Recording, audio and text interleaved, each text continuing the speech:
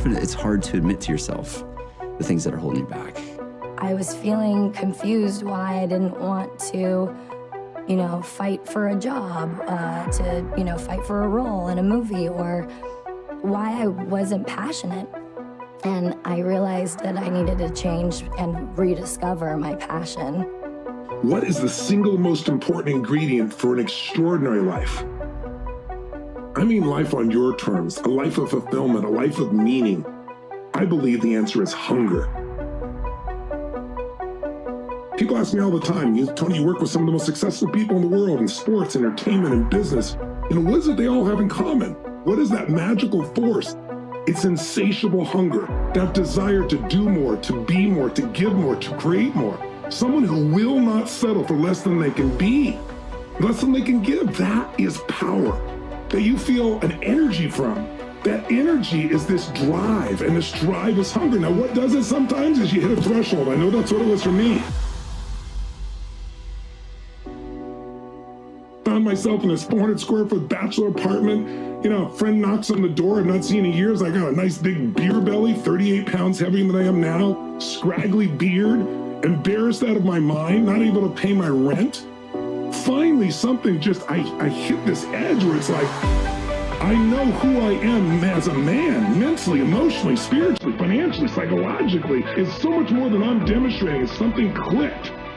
And I just never let that hunger disappear again.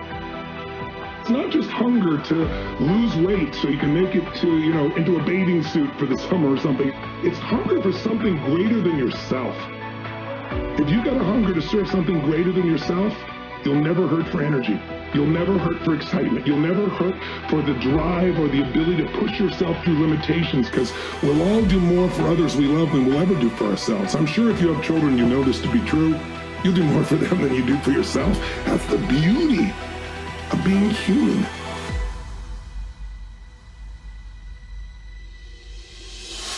Let this holiday and the beginning of a new year become a new year, new life, a new level of mission, a new level of drive, a new level of hunger. And I hope for you only the greatest gift, the gift of challenge, the gift of growth, and the gift of unlimited, insatiable hunger.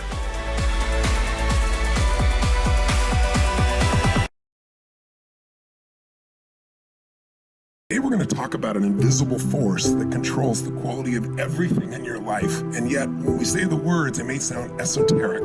The power of consciousness. Consciousness is really how much you care. Consciousness comes from inside, not outside. And when we care at the deepest level, we channel the best part of our soul and our spirit. In the holidays, a lot of people go unconscious. Annie, what are your thoughts on consciousness? Yes, of course. Conscious simply means awareness, awareness that we are indeed life. From the notion that mind is what we've learned or what's been cultivated or what's conditioned in us, and consciousness is what we are. It's like, if you ever think, who's in there watching this? That's consciousness, mind is the real of our thinking of what's been actually conditioned. Just to give you a frame, you could think of consciousness in 4 levels, and they're part of how we evolve. And not all of us evolve completely, and this is not a measurement for anybody else, it's a measurement for ourselves. Because the more conscious we are is really just a measure of how much more we care. So egocentric consciousness is the first level. That's when you care about who? The big me. The problem is life's not about me, it's about we. We as human beings can't make it on our own. We think we're all islands. We have our own capacity. We're in control, and we're not. We can shape things. We can influence things. We can certainly influence and control our thoughts and our meanings. But when we're focused on ourselves, we usually suffer. Second level is ethnocentric. The problem with ethnocentric is it creates evil. It creates opposites. It creates something to fight. And so whenever you're there in the ethnocentric place, it's better than just being about yourself, because now you care about others. But you usually really care only because they can give you something pleasurable or give you something painful. Third level of consciousness really is where you're world-centric. That's at some stage, sometimes in late teens, early 20s, very often people wake up and they go, hey, it's not just about me. And they start caring about people that can't give them pain or pleasure. They care about somebody who lives in Africa who's starving and they can't help them. They can't make their life better. They care because they're part of humanity. And ultimately, there's spirit consciousness, which is you care about everything, animals, things, sentient beings, you feel it all. So I just want you to understand that as you're thinking about the holidays, as you're thinking about your life, the more you care about others, the more alive you're going to feel. Part of how we make that bridge or that jump is a recognition that we take full and utter responsibility for our experience of life. Consciousness expands by how we live and by having an awareness and cultivating that by a daily practice, whether that be through the path of inquiry, through the path of mindfulness, through the path of prayer. All of these rituals or all these daily practices connects us to our higher self.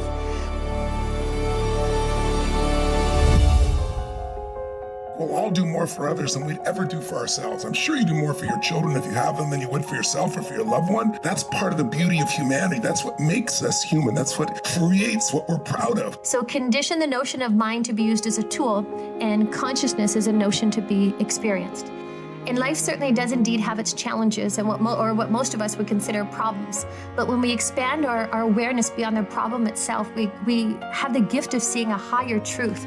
You know, the higher truth that we're all here to evolve. And no matter what our life stimulus, what our life experience, it's been painful or otherwise, if we're born and we're human, we're gonna know pain at times. You know, it might look different, it might sound different, it might be a different narrative, but we've all experienced pain, and that pain is a catalyst for us to evolve. And part of that evolution is to expand our consciousness to become more of our true nature. So instead of judging, let's enjoy each other. Let's find the beauty in each other, and let's find the newness in our consciousness that can renew the joy and the happiness and the love and the unity that makes us all great families, great countries, communities, you know, gives us all a great life.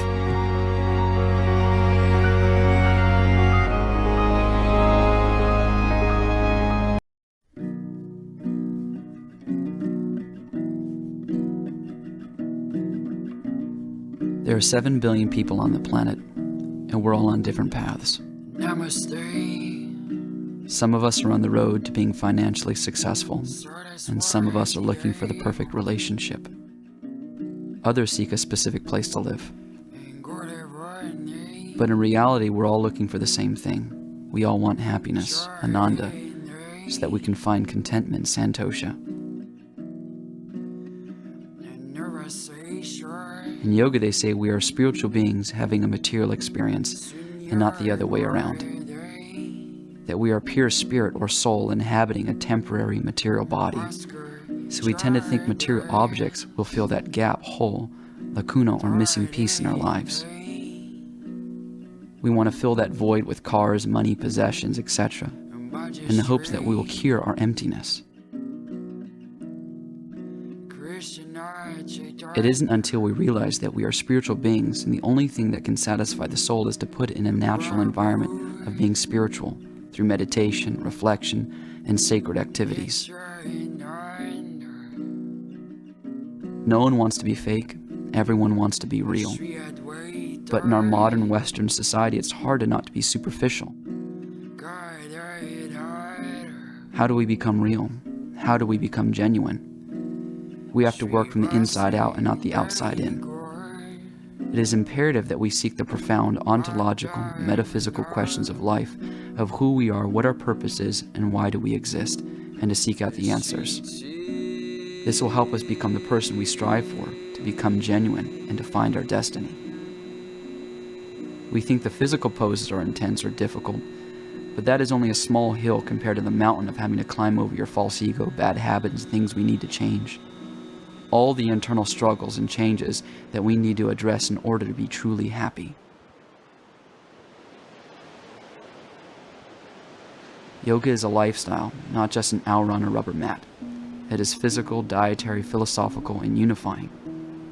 The word yoga means to yoke or unite with God through dhyana or meditation.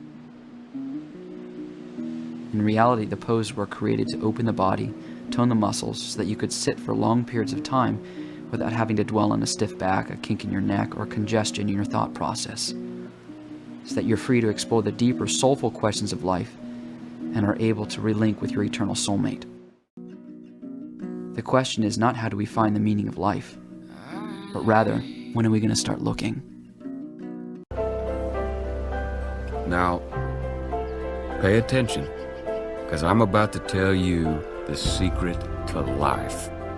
You ready? The whole damn thing is about decisions. Little, seemingly insignificant decisions that clear the road for monster truck life-altering ones. You see, every path you take leads to another choice.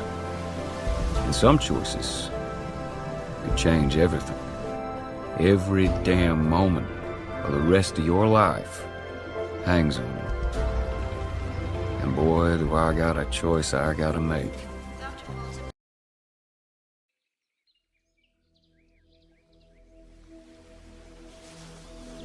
I believe in taking chances. I believe that we were all brought here to find a passionate purpose, and that we should appreciate the little things that matter most. I believe in being kind to all who share this land, and that we each are fighting our own battles, just trying to survive. In this new age of devices, time speeds up, so we must learn to slow down. I believe that each of us has the power to become anything we dream to be.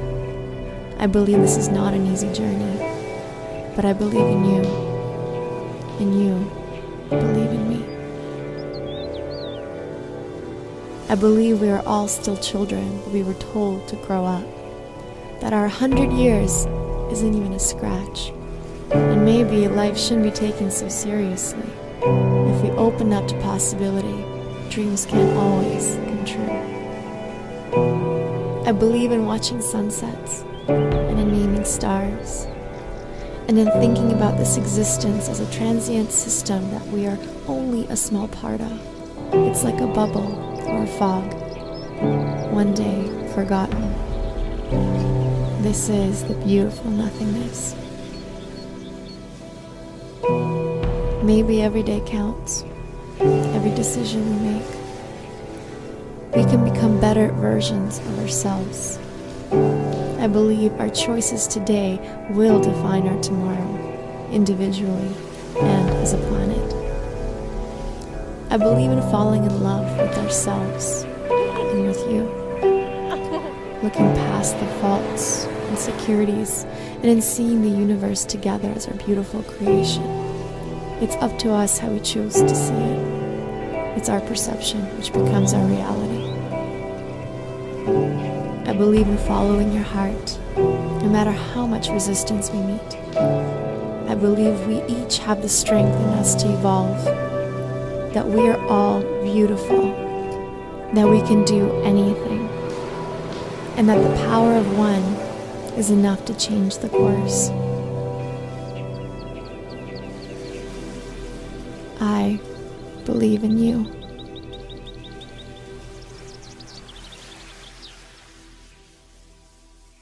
Hello everyone, and welcome to Yoga with Adriene. I'm Adriene and this is Sweet Benji, and today we have a beautiful dropping into stillness practice for you.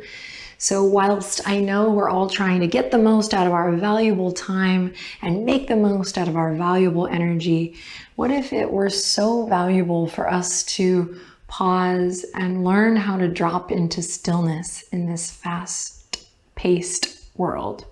So this could be really great after an active workout or active yoga practice. This would also be a beautiful way to start the day. Or if you were feeling a little turbulence in your mind, say, this could be a good thing to do midday, but also it's going to be a surefire way to wind down for bedtime. So it's pretty great. Hop into something comfy, grab something to sit up on if you have it, and let's get started. All right, my sweet friends, go ahead and find a nice comfortable seat, or you may do this practice on your back. Maybe come to lay down. Find a comfortable position, and right away we're going to soften the gaze, or you can close your eyes if you feel comfortable. And really, it may not be easy, but the invite is to see how fast you can surrender to stillness.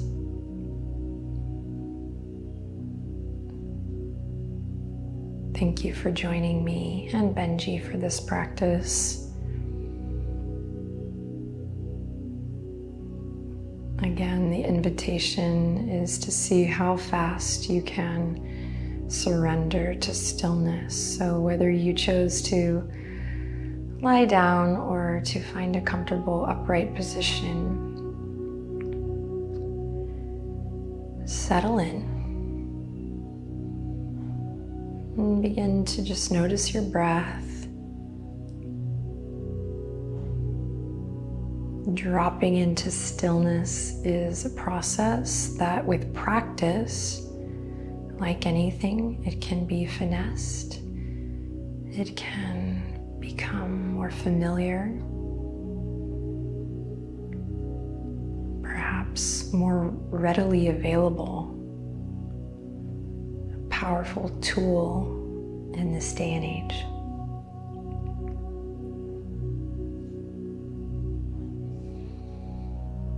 Allow your hands to rest gently in a comfortable position of your choice.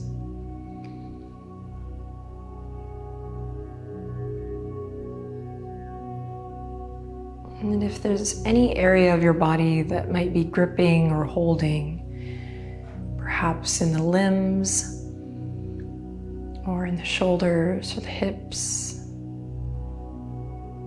or in the jaw, or even in the skin of the forehead, see if you can soften it a bit here.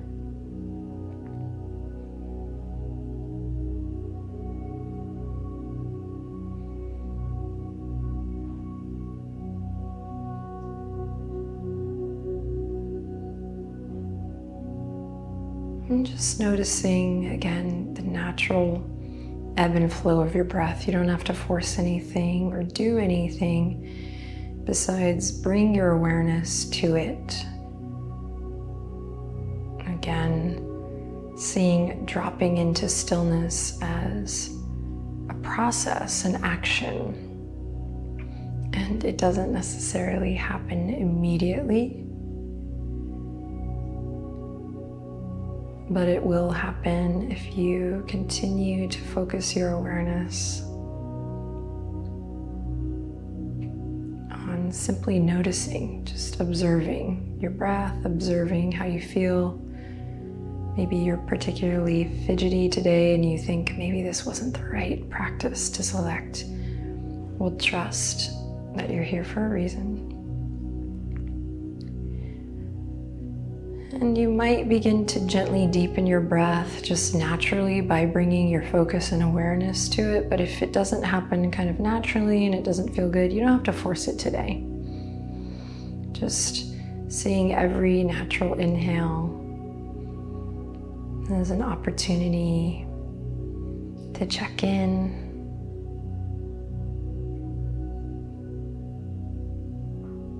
And maybe cultivating a sense of peace or calm, relaxation with every breath out.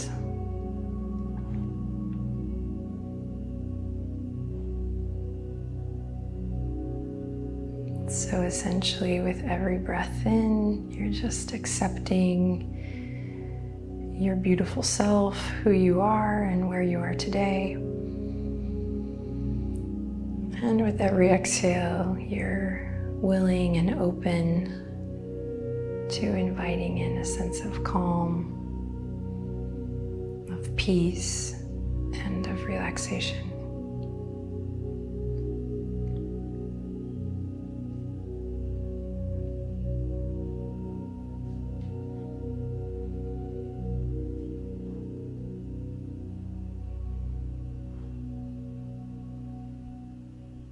Stay present with your breath here.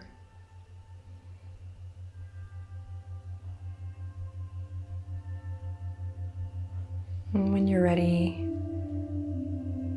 we'll scan the body starting with the toes and the soles of the feet. Just bringing your attention to that part of the body, softening anything that's gripping or holding, but otherwise you don't have to do anything or make anything of it. Just sending your awareness to the toes, to the soles of the feet and the heels. And scanning the tops of the feet and the ankles. And as you continue to gently breathe with awareness, send your attention to the lower part of your legs, the shins, the calves.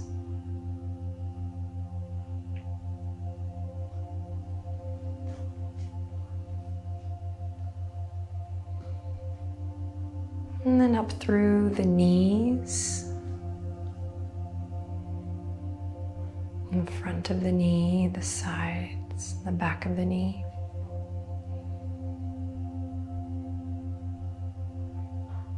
Through the upper parts of your legs.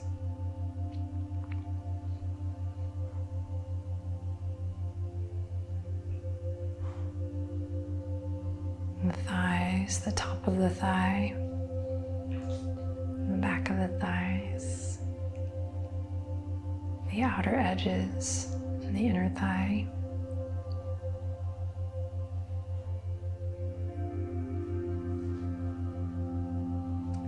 And scan all the way up to the hips, the hip creases, the bowl of the pelvis, the outer hip, and the glutes.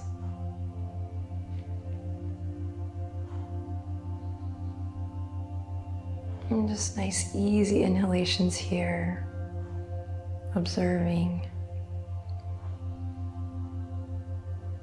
And nice, easy exhalations that welcome in a sense of peace.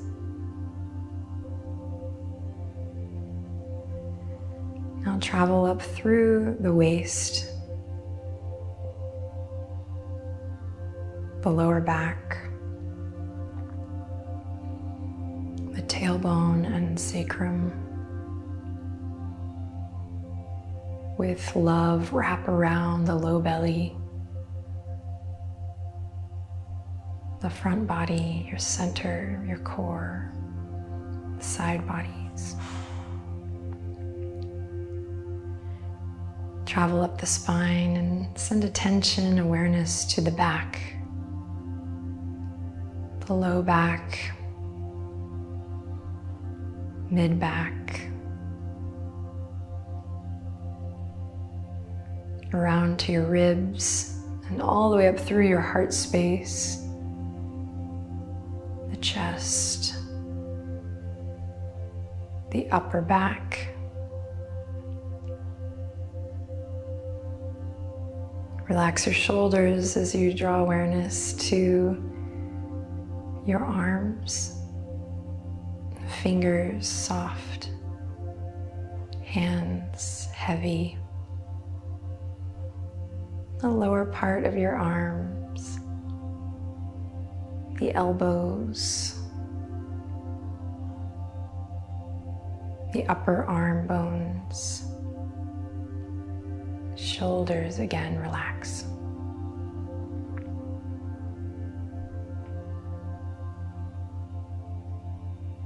And the collarbones, the trapezius muscles in your neck,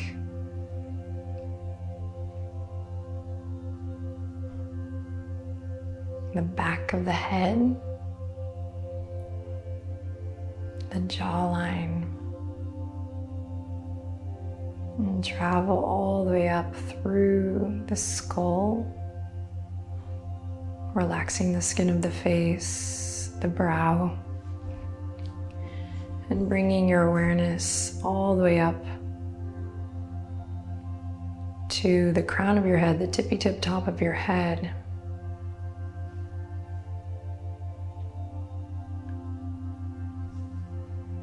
And then let the scan go and notice what it feels like to be still today. Notice all that you can experience while you are still.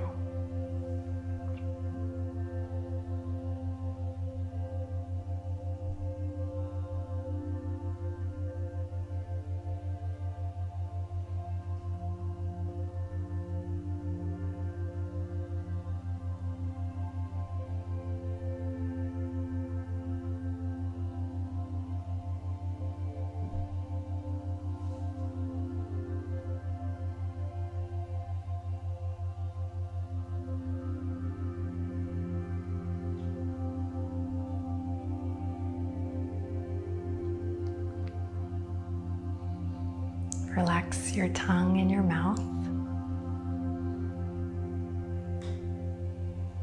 We'll just take a few more breaths here. Stillness practice in a world where we are constantly rushing, looking to speed things up. Fill in every space, every gap. Take one more moment here to embody exquisite stillness and just be.